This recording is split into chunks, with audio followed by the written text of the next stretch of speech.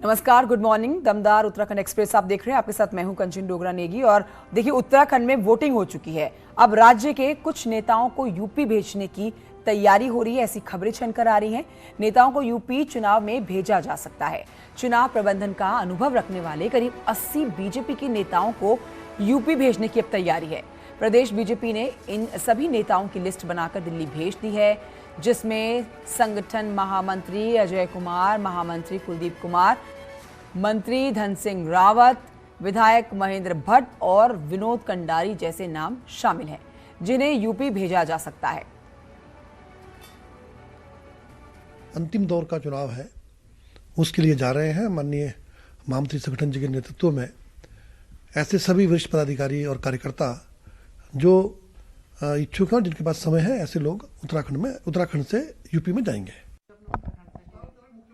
मेरे सहयोगी और जानकारी के साथ इस खबर पर मौजूद है दीपांकर। 80 नेताओं की लिस्ट बताई जा रही है जिन्हें यूपी भेजा जाएगा, क्योंकि अभी तीसरे चरण का मतदान 20 तारीख को होना है।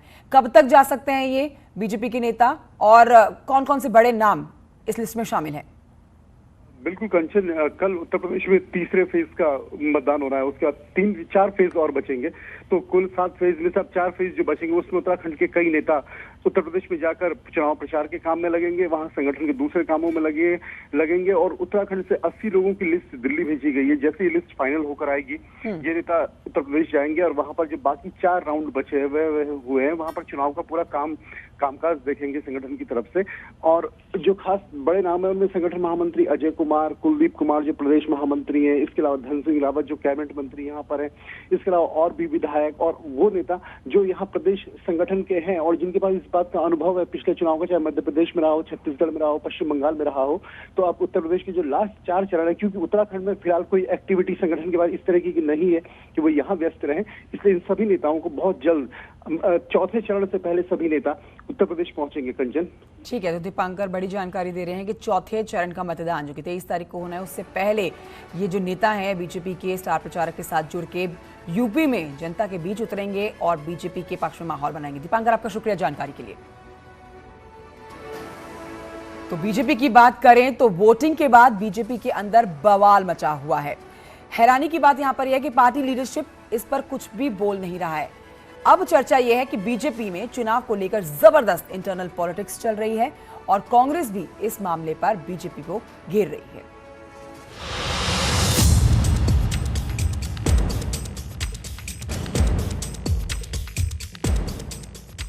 हरिद्वार की लक्सर सीट से सिटिंग विधायक और पार्टी कैंडिडेट संजय गुप्ता ने पार्टी अध्यक्ष मदन कौशिक पर उन्हें हराने का आरोप लगाया और कौशिक की संपत्ति की जांच की मांग की। अब ये बात चौंकाने वाली थी, लेकिन इससे भी ज्यादा हैरानी वाली बात ये थी कि प्रदेश अध्यक्ष मदन कौशिक समेत पार्टी के सीनियर नेताओं ने इस मामले पर चुप्पी साध ली। सूत्र बताते हैं कि संजय गुप्ता सिर्फ मोहरा मात्र हैं, इसके पीछे पार्टी के भीतर नेताओं के अलग अलग गुट इसका बड़ा कारण है। नतीजा, महामंत्री संगठन से लेकर बीजेपी के केंद्रीय नेतृत्व को मोर्चा संभालना पड़ा। माननीय विधायक संजय गुप्ता जी का प्रकरण है, चाहे गैतोड़ी जी का प्रकरण है, चाहे अपने चीमा जी का प्रकरण है, इन सभी मामलों में जिन परिस्थितियों में उन्होंने बयान दिया है उसका संज्ञान पार्टी ले रही है और निश्चित रूप से अगर कोई अनुशासनहीनता होगी तो उन पर कार्रवाई होगी। अब बीजेपी की सिर फुटअव्वल ने कांग्रेस को भी मौका दे दिया। हरक सिंह रावत का कहना है कि अनुशासन की बात करने वाली बीजेपी में सब कुछ दिखावा है और नतीजों से पहले हार के बहाने ढूंढे जा रहे हैं। जो चीजें कभी कांग्रेस में होती थी, एक दूसरे के पैर खिंचाई करना, नीचे राजनीति की पराकाष्ठा, नीचे गिरने की पराकाष्ठा करना, वो आज भाजपा में। जो हम कहते थे भाजपा का संगठन बहुत मजबूत है, भाजपा कार्यकर्ताओं की पार्टी है, वो सब चीजें दिखावा हो गई हैं भाजपा में। बीजेपी में मचे इस घमासान के कई मायने निकाले जा रहे हैं। चर्चा ये भी है कि अगर परिणाम अनुकूल रहा तो ठीक, और परिणाम अनुकूल नहीं रहा तो इसी विरोध को बेस बनाकर पार्टी प्रदेश संगठन पर ठीक राह फोड़ा जा सकता है। हालांकि केंद्रीय नेतृत्व प्रदेश बीजेपी के नेताओं को एक एक कर दिल्ली बुलाकर डैमेज कंट्रोल में जुटा हुआ है। देहरादून से न्यूज़ 18 के लिए सुनिए नवप्रभात की रिपोर्ट। बढ़ते हैं आगे और आपको बताते हैं सीएम पुष्कर सिंह धामी जो है वो दिल्ली के दौरे पर हैं। मदन सिंह कौशिक और लश्कर से बीजेपी के कैंडिडेट संजय गुप्ता विवाद पर बोलते हुए पुष्कर सिंह धामी ने कहा कि विवाद अब खत्म हो गया है और उसको पार्टी के अंदर ही सुलझा लिया गया है।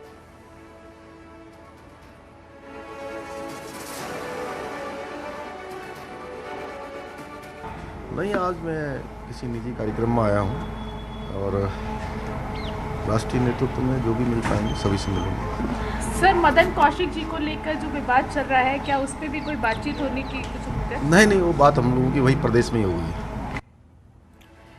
Congress election committee campaigning committee के चेयरमैन हरीश रावत अपने बयान से पलट गए हैं। उन्होंने काशीपुर में कहा, सीएम बनने या घर बैठने वाला बयान जो है चुनाव के दौरान दिया गया था, जिससे कि कांग्रेस पार्टी को फायदा हो सके।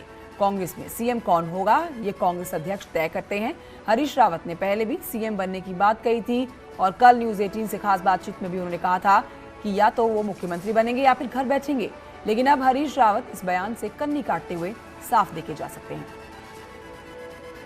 ये पहले से ही रवायत है कि हम कांग्रेस प्रेसिडेंट से आग्रह करते हैं कि कौन हमारा नेतृत्व करे, उसको आप तय कर दीजिए।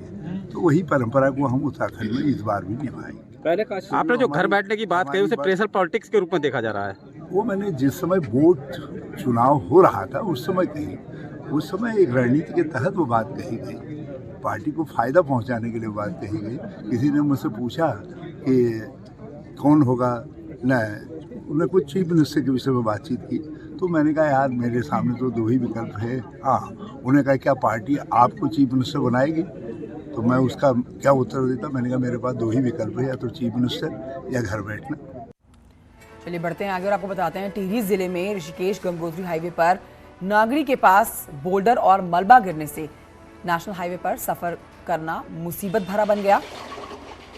कार्यदायी संस्था के द्वारा तरीके से पहाड़ी को कटान करने में नए स्लाइडिंग जोन बन गए हैं, जिससे आए दिन बोल्डर और मलबा नीचे गिर रहा है। सुरक्षा के इंतजाम नहीं होने के चलते दुर्घटना का खतरा बना हुआ है।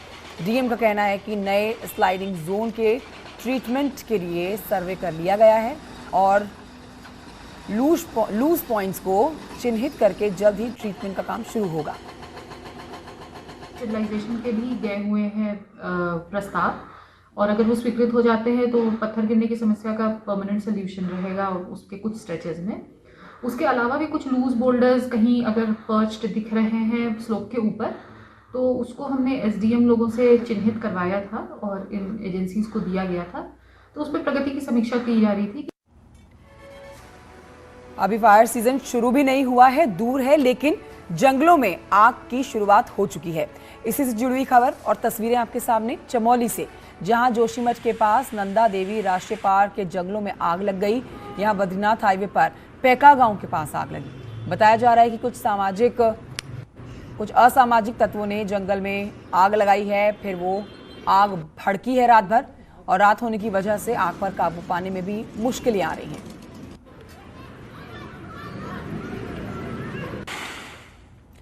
जंगलों की आग को लेकर वन विभाग ने कसरत अब शुरू कर दी है। नैनीताल में कर्मचारियों को जंगल की आग से निपटने के लिए ट्रेनिंग दी गई है। कर्मचारियों को रिस्पांस टाइम कम करने के लिए खास बातें बताई गई हैं।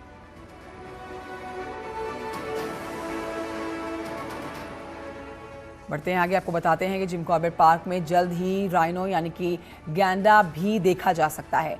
असल में प्रमुख वन संरक्षक बनने के बाद विनोद कुमार सिंघल पहली बार रामनगर पहुंचे।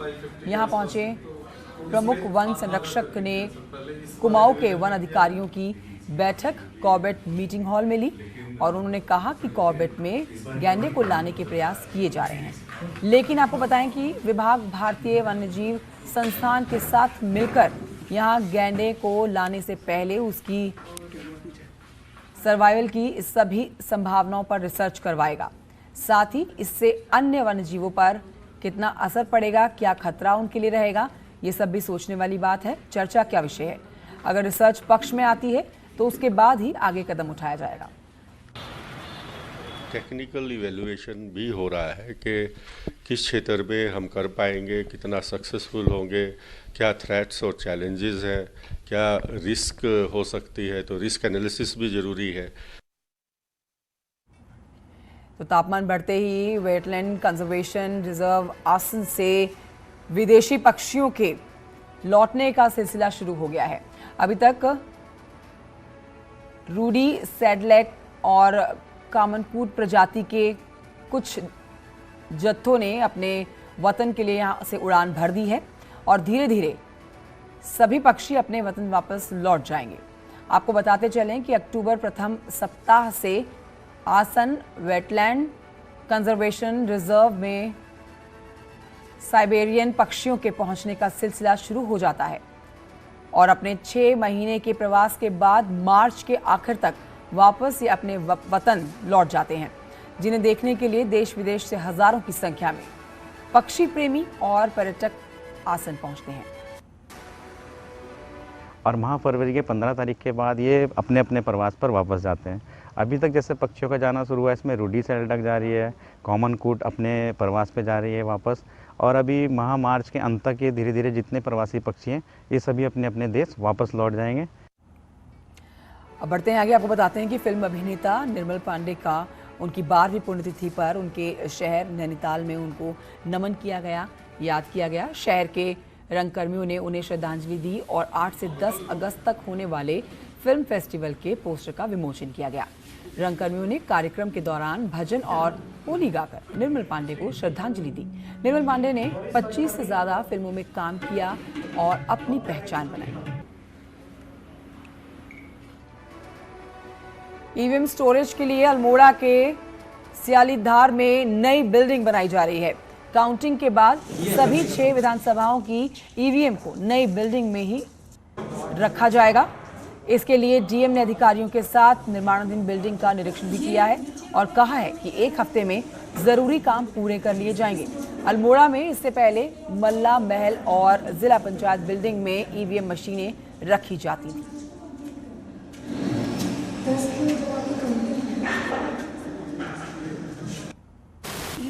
वेयर हाउस हमारे जनपद में निर्माणाधीन है, जिसका कार्य लगभग कंप्लीशन पर है। आज उसका निरीक्षण किया गया है। इसको हम लोग प्रयास कर रहे हैं कि जब तक काउंटिंग होती है उससे पहले ये पूर्ण हो जाए और उसके बाद जो हमारी मशीनों की शिफ्टिंग होगी वो उसके लिए इसको as a warehouse use कर पाएँ। और इसी खबर के साथ एक छोटे से ब्रेक के लिए यहाँ पर रुकना होगा। जल्द लौट रहे हैं, कहीं मत जाइए।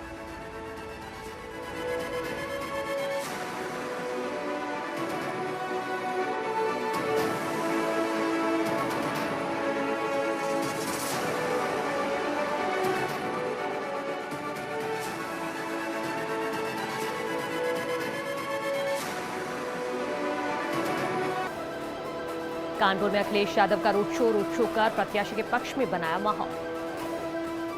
जालौन में चुनाव प्रचार के लिए पहुंचे एसपी अध्यक्ष अखिलेश यादव पहले 2 चरणों में लगाया शतक, चौथे चरण में लगाएंगे दोहरा शतक।